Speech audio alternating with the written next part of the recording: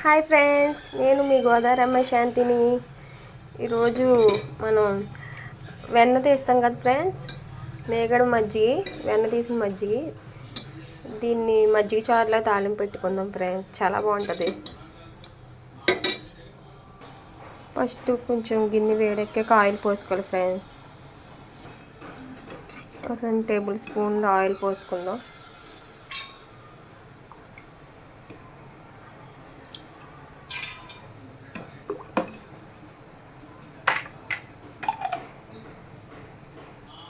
Oil వేడెక్కాక ఒక 4 వెల్లుల్లి రెబ్బలు వేస్తున్నాను ఫ్రెండ్స్. ఇష్టం ఉన్న వాళ్ళు వేసుకోవచ్చు, కానీ పిల్లలు వేసుకుంటారు కదా, బాగుంటుంది ఫ్రెండ్స్. వెల్లుల్లి ఆరోగ్యానికి మంచిదని వేస్తున్నాను.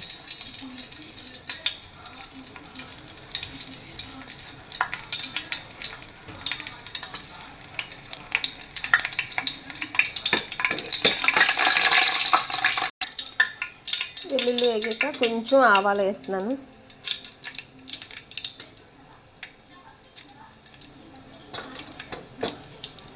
కొంచెం జీలకర్ర ఫ్రెండ్స్ తాలింపుకి.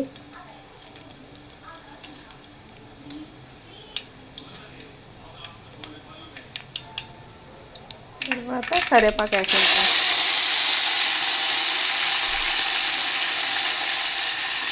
కరివేపాకు వేసినప్పుడు కొంచెం దూరంగా ఉండండి ఫ్రెండ్స్, మీద పడతాయి. తర్వాత కొంచెం అల్లం ముక్కలు వేస్తాను ఫ్రెండ్స్. మజ్జిగ చారులోకి అల్లం ముక్కలు బాగుంటాయి, ఫ్లేవర్ బాగుంటుంది ఫ్రెండ్స్.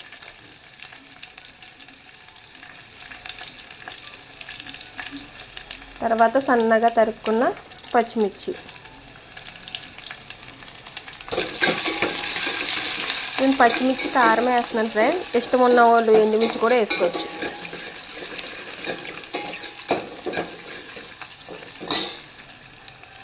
తర్వాత ఆనియన్స్ కావాలంటే మజ్జిగలో డైరెక్ట్గా వేసేసుకోవచ్చు, కానీ అలా ఇష్టపడలేని వాళ్ళు ఉంటారు కాబట్టి కొంచెం ఆయిల్ ఫ్రై చేసుకోవచ్చు. ఒక 2 ఉల్లిపాయలు వేస్తున్నాను. కొంచెం ఫ్రై అవ్వాలి ఫ్రై. ఇందులోకి సరిపడే ఉప్పు,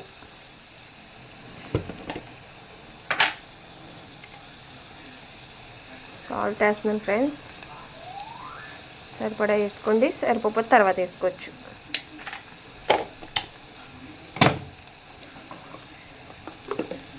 తర్వాత కొంచెం పసుపు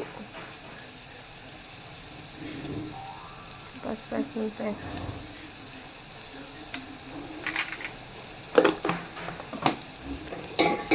ఇంట్లో ఏం లేని టైంలో మజ్జిగ ఉంటే ఇలా తాలింపు పెట్టుకుని తింటే, కొంచెం ముద్దపప్పు పెట్టుకొని తింటే ఉంటుంది ఫ్రెండ్స్,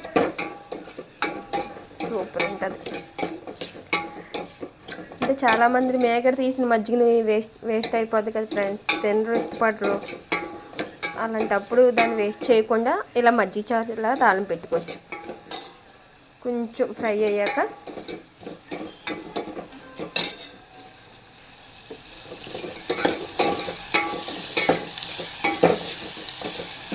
ఒక 5 సెకండ్స్ ఫ్రై అవుతే బాగుంటుంది ఫ్రెండ్స్.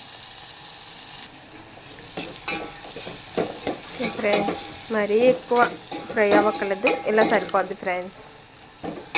ఇప్పుడు ఇందులోకి గిలక కొట్టుకొని పెట్టుకున్న మేగడ మజ్జిగ వేస్తున్నాను.